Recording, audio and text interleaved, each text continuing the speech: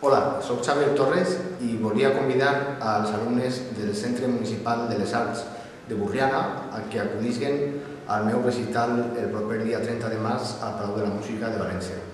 Una salutació a tots.